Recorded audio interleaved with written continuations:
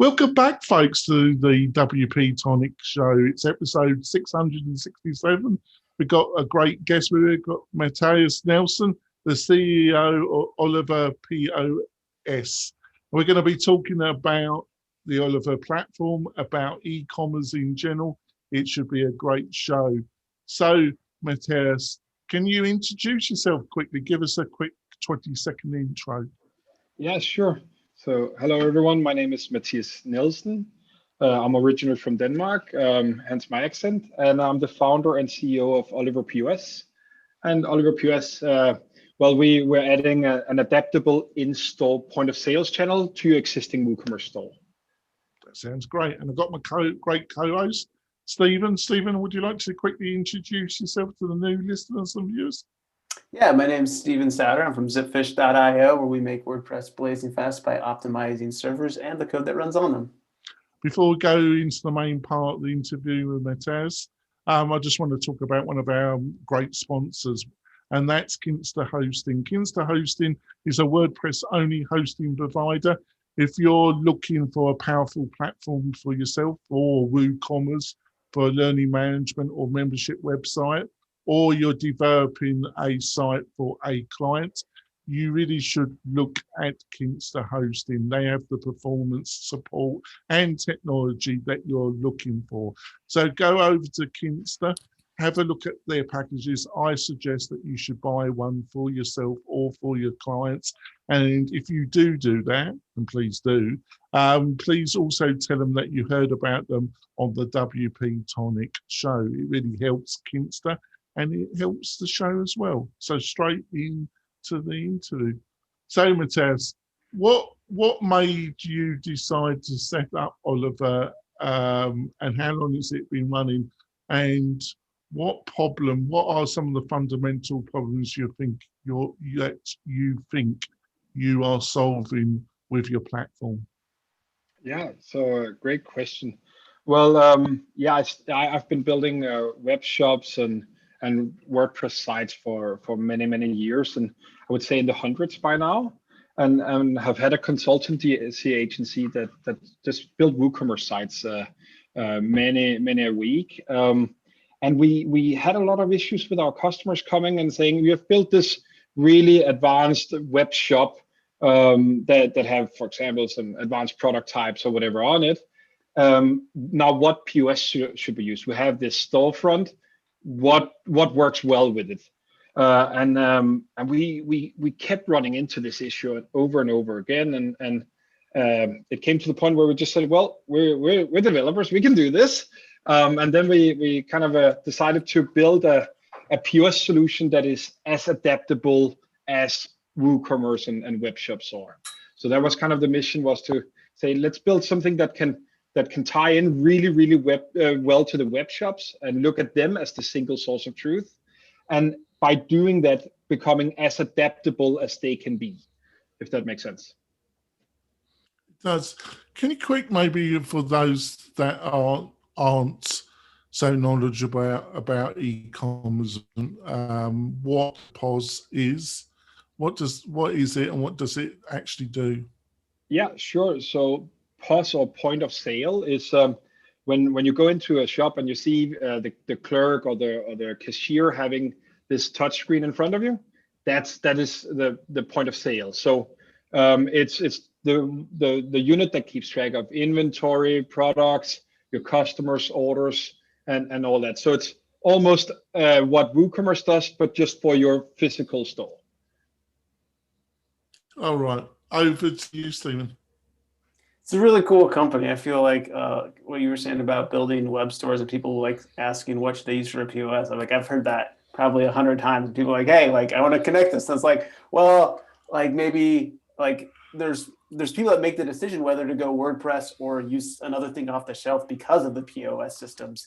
And so like Oliver sitting here, kind of just looking at some of these products online, and the POS system and kind of the user interface, it looks super cool. How does that work exactly? Like, how does it interface with my WooCommerce store?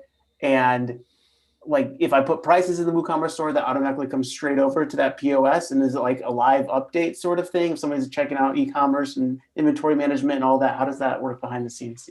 Yeah, super question. So, yeah, all of those things. What we've done is we're WooCommerce developers at heart, and kind of to set out to say let's not reinvent our own platform. We don't want to tie in with any accounting system in the world. We don't want to tie in with all of those good plugins that are already made for WooCommerce to sync WooCommerce over to other platforms. So we said let's just work really really well with WooCommerce and the core of WooCommerce.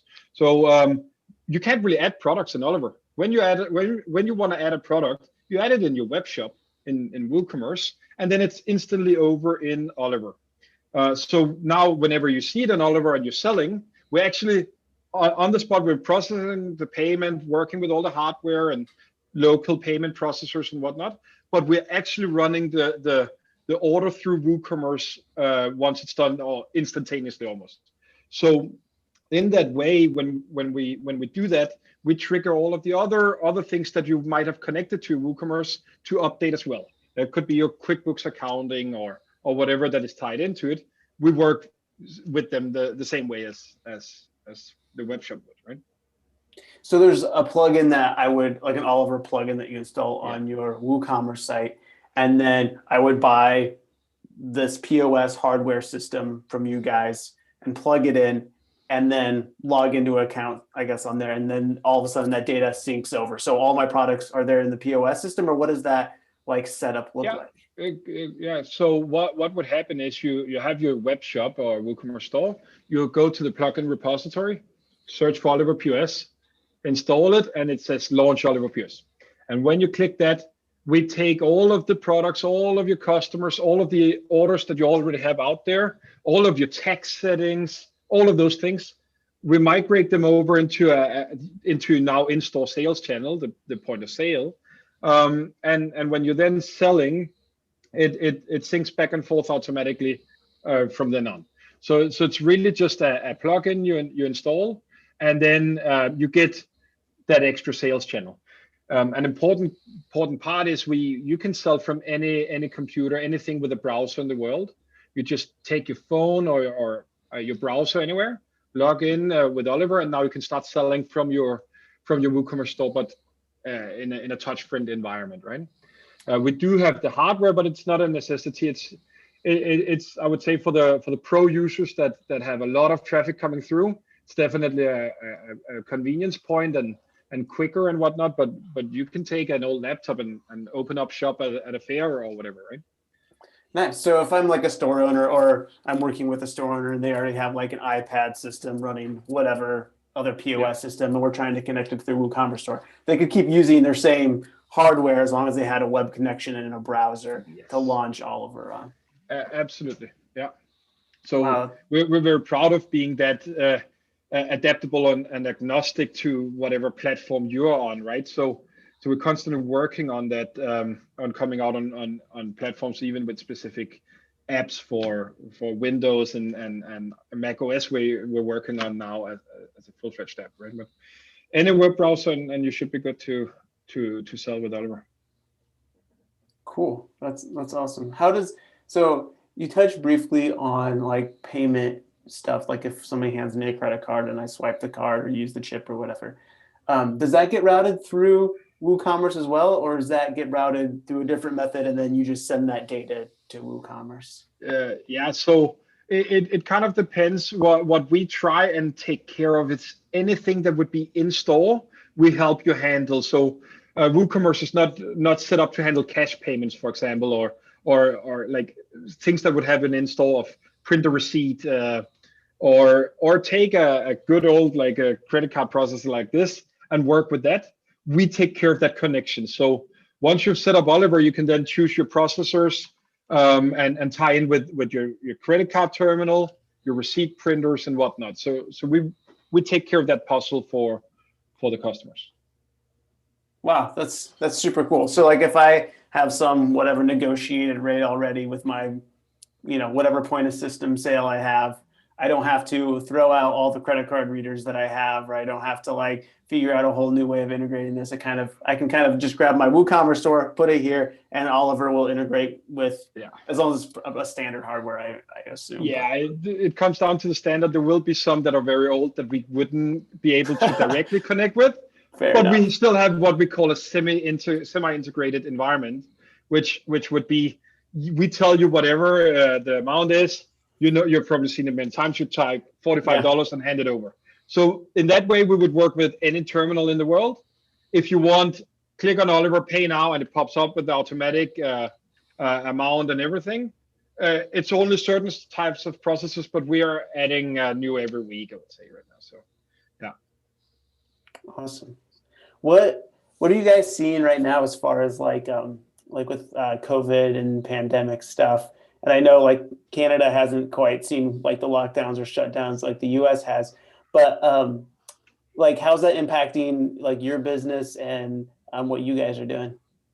Yeah, so I think we're yet to see the final part on it. We don't really, or we're not that specific in our countries. We are with WooCommerce in that way that wherever WooCommerce can run, we run.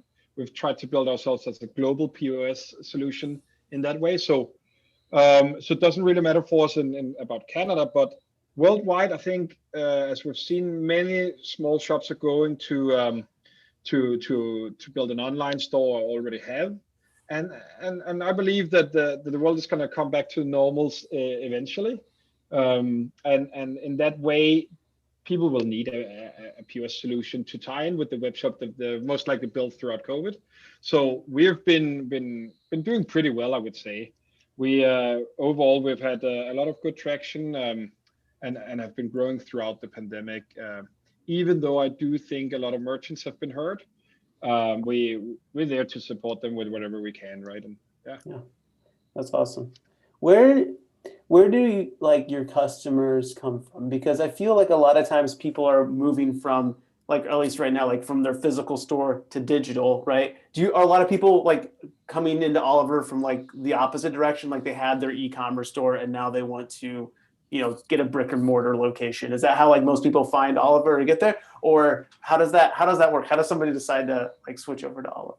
Yeah, good question. There were a couple in there, but I will say it's split if it's a new store that they're switching from Shopify over to WooCommerce or something like that, and then they need a POS, or they might already have. But it's kind of split up in that way. Yeah.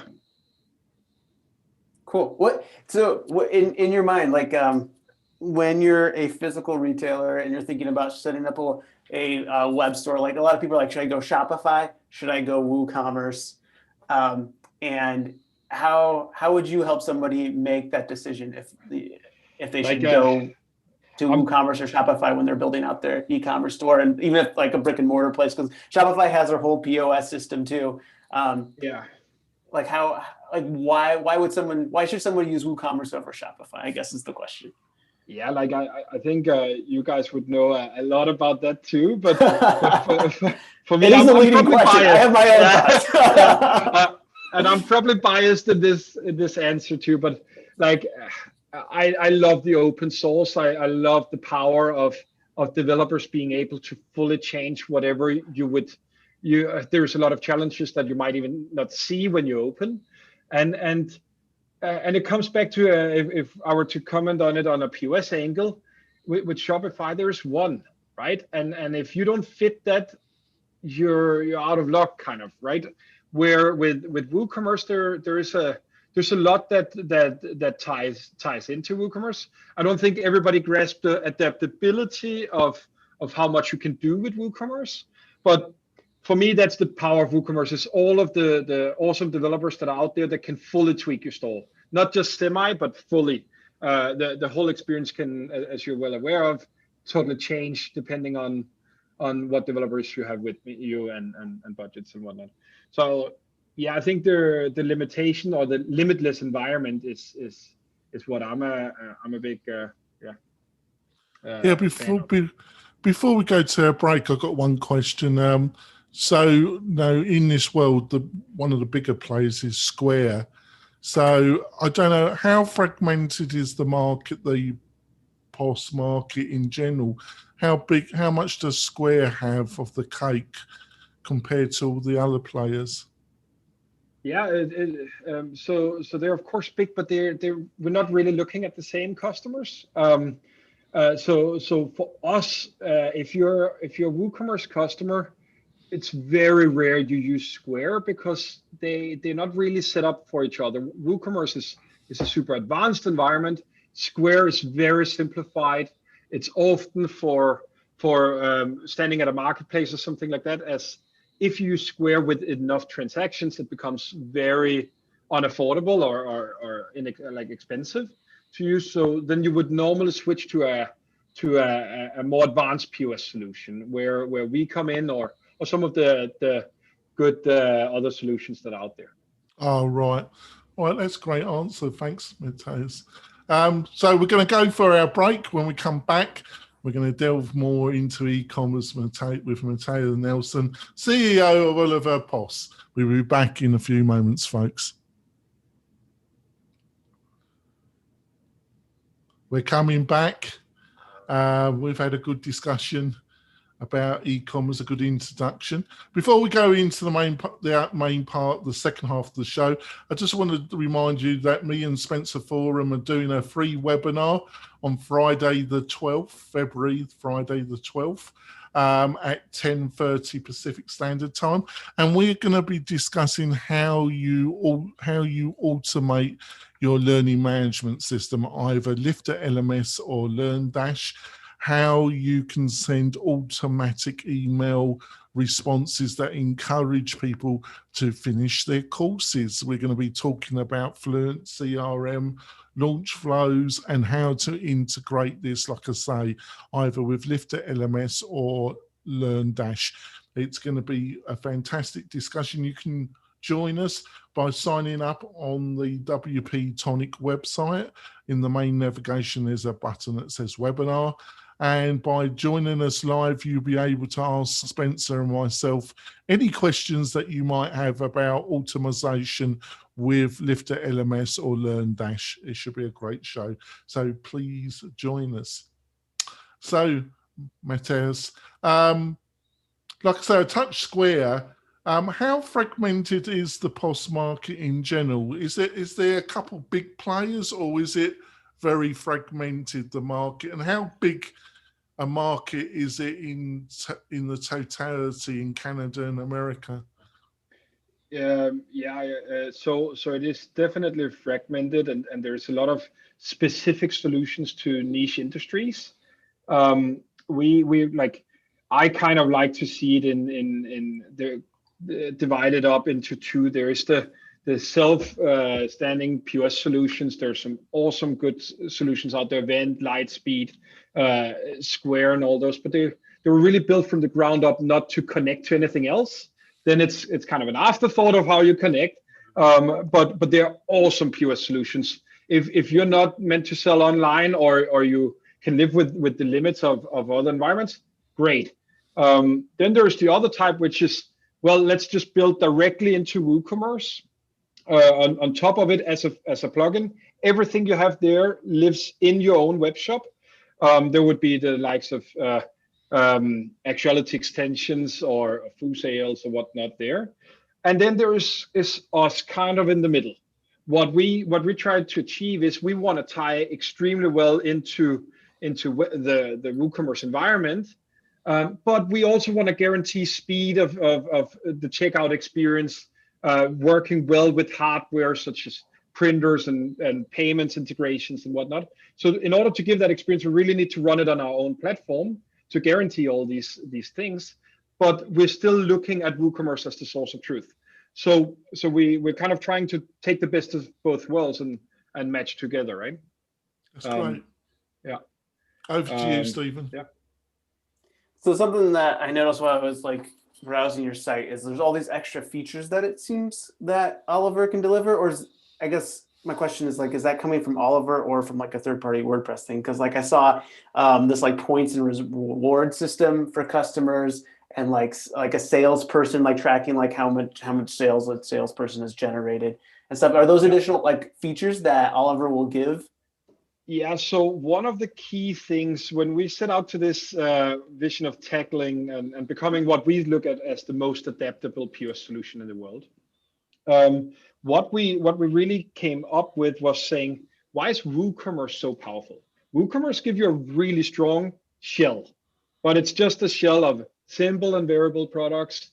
You don't have gift cards built, and you don't have all these things. But why it's so powerful is just setting developers with experience in each of these individual fields, and you can add them on as plugins. The same thing is we kind of embrace the same mentality in terms of that. We call it apps, but it's what you would look at as plugins, where we give the power back to the developers. We say, hey, if you want to have a gift card or points and rewards, well, you can build an app within Oliver with any code you want. You can build it as a plugin, and then it opens up within the point of sale solution. So all the powers you have from WooCommerce of points and rewards, you can pull in and utilize the features you have in your web shop directly at the point of sale. So it's that extreme adaptability we're trying to go for.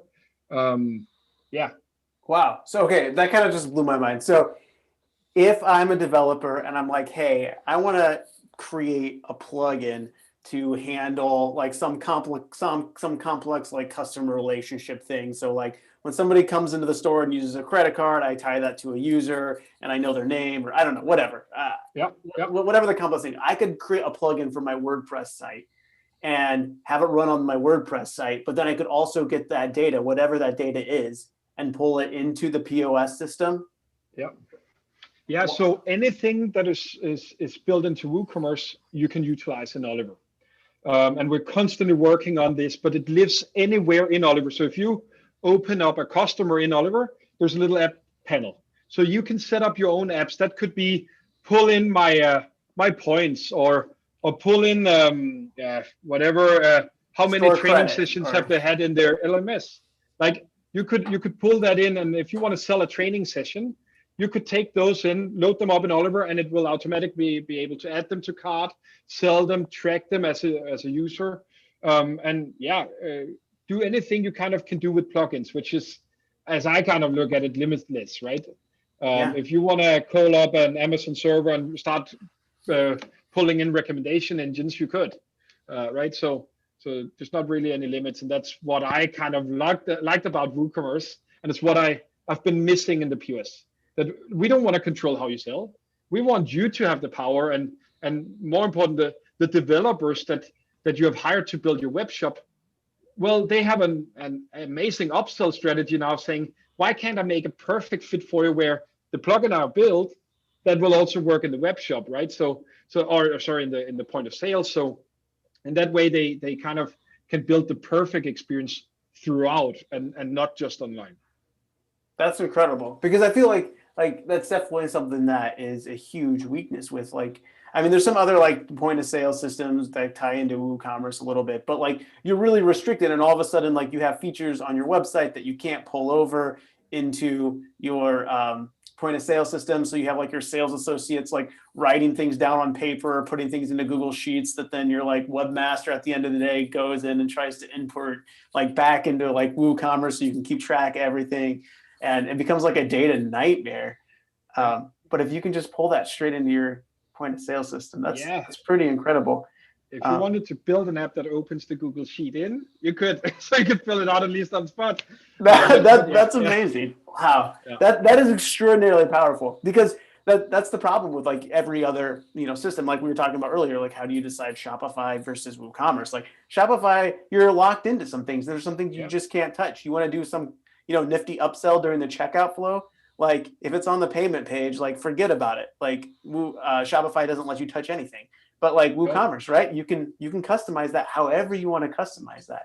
And so bringing that to the point of sale then too, like makes it twice as powerful. That's what excites us is giving that same flexibility and working with developers. We're constantly opening up for more features as fast as we possibly can. So if any developers out there say, I can't do this, let us know and we'll get you to be able to do that. Man, that makes me really excited. I don't have any point of sale systems that I'm working on right now, but all of a sudden I want one. I want to try these out. That's so cool. Absolutely. How do you but guys, it comes down to, oh, sorry. Yeah, you go ahead. I was just going to ask, how do you guys handle gift cards? Like you touched on gift cards really briefly. But how does that work? So we're still a young system, right? So there's still being apps built up every day now. So there's individual solutions out there for Oliver. But what you will see us launching in the next month or so is a repository just like WooCommerce have or WordPress have, where all of the apps for all of the developers can be uploaded to, and you just install them and they work similar to how you would have on your WooCommerce. So there's a couple of different solutions out there. Reach out to us and we'll hook you up with one. But we're actually building the repository. So right now it's a lot of individual developers building, but we're saying why can't we just take that and give to the whole world, right?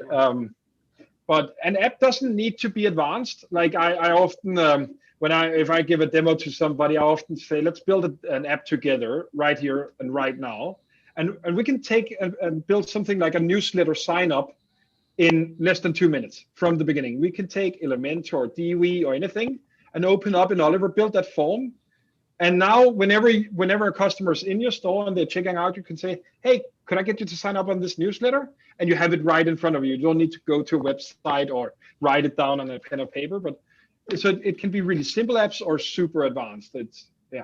So if I could build something in Elementor, I can pull that into the POS system. Yes. Yeah. Wow, that's even easier than I thought. I thought like I was gonna have to build like some custom plugin, but like no, like you're telling me if I can like create a form or create whatever sort of page, I can pop right up into anything. It could be a live video stream of your security cam coming into your WooCommerce or your web point of sale. It doesn't really matter to us. They live as individual units. So whatever you can dream of, you build in there. And then the power is that little app can communicate with the POS, and we communicate back and forth, which means that now you can automatically pull in this customer and say, hey, you've been here for the last 3 weeks. You've bought for this much. Let's give him a custom discount automatically. So you can build in the business intelligence into your apps as well, right? Yeah, that's amazing. I feel like this idea of having a very flexible POS system like only shows up once you get to very enterprise level stuff. And then that's like a whole new price tier that like no small little like mom and pop shop could ever qualify for. So it just like opens up the whole market to that. That's incredible. Yeah. And we kind of believe the more apps, the more power of it, right? Yeah. So, yeah. I think we'll wrap up the podcast part of the show. Hopefully, Mathias can stay on for some bonus content. I want to ask him about how he ended up in Canada. So he looks like he's okay. So you'll be able to watch the whole interview plus the bonus interview content on the WP-Tonic YouTube channel. So if you want to see the whole interview plus the bonus content, like I say, go over to WP-Tonic channel on YouTube and also subscribe and also give us a comment and a bells up. It really does help the show. We'll be back next week for the podcast part of the show with another fabulous guest, another great interview. We'll see you soon, folks. Bye. Bye. So bonus content. So I was just interested, from Denmark, what was the path that got you to Canada? Yeah, it's a good question. I'm a little bit screwed up when it comes to all that. So I grew up in Denmark, but Denmark and Greenland. So I lived for 12 years in a really small village in Greenland, and then I moved to Beijing, China, for another 7-8 years or so, and then pollution kind of drove us away. When my wife got pregnant, we decided we're out of here. And then I have some family in Canada, so I was like, Canada, it has infrastructure and trees, which is more than Greenland. I'm in, right? And then it's still nice and cold, which I enjoy, but so that's why. Right. So what's the part of Canada that you are based? What is the tech scene like in that part of Canada? Yeah, so I'm in Newfoundland, which is like the island on the east coast, as far out as you can possibly get. So we're actually pretty close to Greenland and and Europe. It's only 3.5 hours flight to London from here, and it's pretty rugged and rough. We live in a city with like 260,000 inhabitants, and yeah, it's like. We probably got most famous for the snowstorm last year. We call it Snowmageddon, where it was in the news all over the world when the military had to come here and dig us out. Well, I know Newfoundland, though, because obviously Canada, you have provinces, and those provinces control their own immigration and other aspects of their provinces themselves. So is the Newfoundland province, is it trying to encourage new startup companies from going in? Yeah, I as I mentioned before, I've lived all over the world, and I've never found a place as friendly, both humans and whatnot, but also for startups. There's just no better place to start a startup in the world, is my experience. It's as far as even the government is there to support you and hold hands with you until you're big enough to stand on your own 2 feet. So like I would encourage overall in Canada, but Newfoundland especially, amazing people and an amazing place to have a startup. And it's just big enough that you can go really big still. We just had Verifin go public the other so does that show itself with special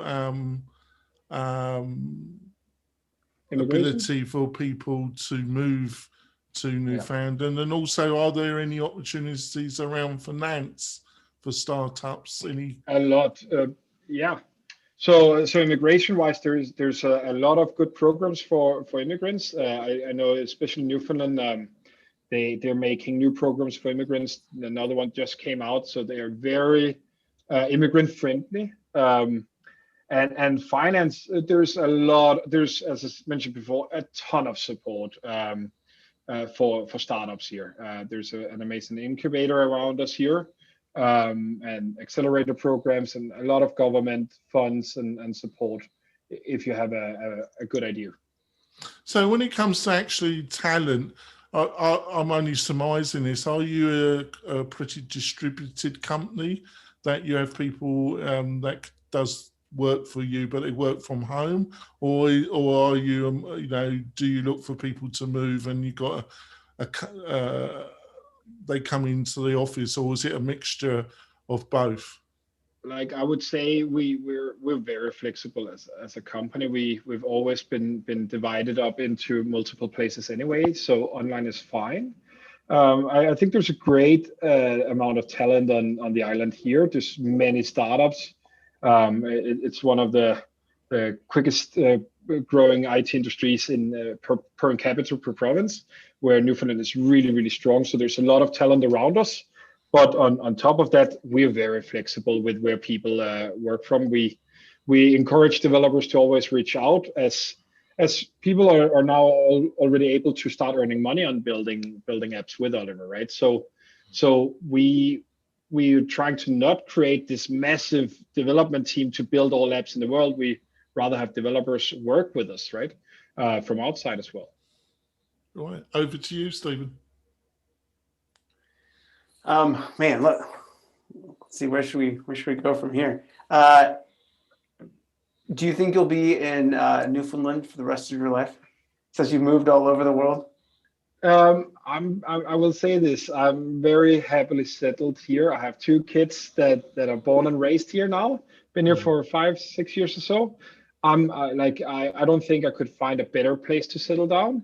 I love to travel, so I'm still gonna visit Asia a lot. My wife is Chinese, and I've been living there for so many years. So I would definitely travel around the world again. But I think this is an amazing base. So. And so then, what's next for Oliver POS? Where you guys headed next? Yeah, okay. so many places. There's no limits. No, we are constantly working on building a good, stable core, just like WooCommerce. We are in that way. We're constantly opening up for more ways to utilize Oliver for developers. That's kind of our primary focus.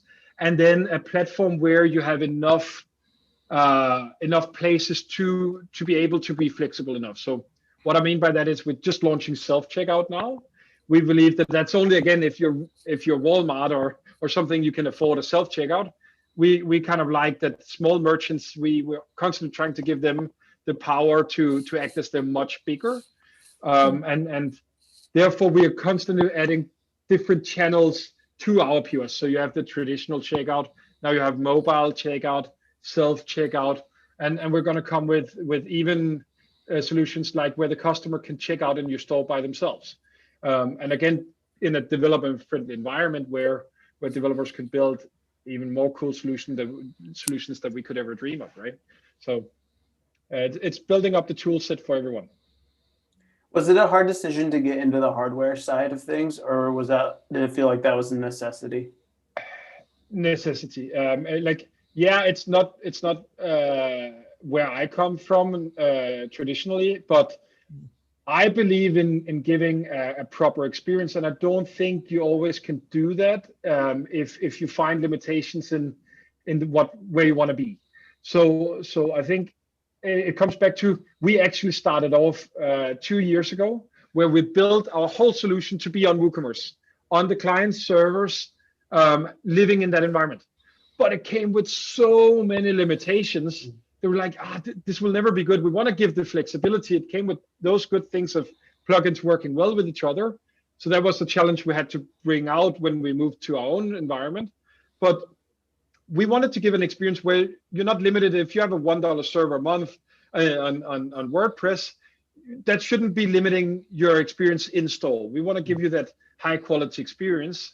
And therefore, we're also not always the cheapest. If you want the perfect setup, there would be cheaper solutions. But we want to give people the good experience, and therefore hardware. If you're a grocery store or something and you're having a ton of customers coming through, standing with an old laptop is just not professional. So if we wanted to give that, we had to go the hardware route too. So if somebody's thinking about, all right, I'm going to move over to Oliver, they would have a better experience by buying the hardware versus like just getting an iPad that they have off the shelf. It all depends on their environment and stuff. What I would recommend them to do: install the bridge, go to your when you click the bridge, it launch Oliver POS, and you can start selling in minutes, right? If you're happy with that experience and you just want a hardware with a receipt printer, with a customer-facing display, any of that, to look a little more professional in your setup versus having a laptop or an iPad that doesn't have all those built-in features, then the hardware would be an amazing choice. But get started on the browser and see if you like it. Find the tweaks you want. We love people that are asking for tweaks, and then let's figure out how that can work best way, right? But hardware is definitely the preferred choice if you're a retailer with a lot of, like, you want to look professional and you have a lot of checkouts. Mm-hmm. It's just a better experience. Right, I've got one final question before we wrap it up. So, where would you like Oliver to be in a year's time? You know, what would be a really good place for Oliver to be at the beginning of 2022? Yeah, so we're coming out with a lot more processors and being better at handling the payments and merging the two of on in-store and online together. And that's something we're working a lot on. But another piece to it is what we call fulfillment. I think another reason why many are moving away from the WooCommerce platform is fulfillment and handling just a simple part of packaging and stuff like that. And if you think about it, a lot of the touch-friendly environments we've built up with hardware and whatnot works in the same way as you would need on fulfillment. So an example is our Go, which is having a scanner, whatever, that would be super good when you get inventory in to your store and you just need to add it to your WooCommerce store. You don't want to have to open up your laptop or whatever. Start scanning and adding. We're coming out with solutions for that piece too, and that's definitely one of the things in the roadmap. Oh, sounds great. I really enjoyed the interview. You have to come back, and we have to discuss it and see how Oliver is getting on late, maybe at the end of this year, and see how you progressed. I've really enjoyed the interview. Thank you so much for joining us. We'll be back next week with another great. We'll be back next week with another great guest. We'll see you soon, folks. Bye.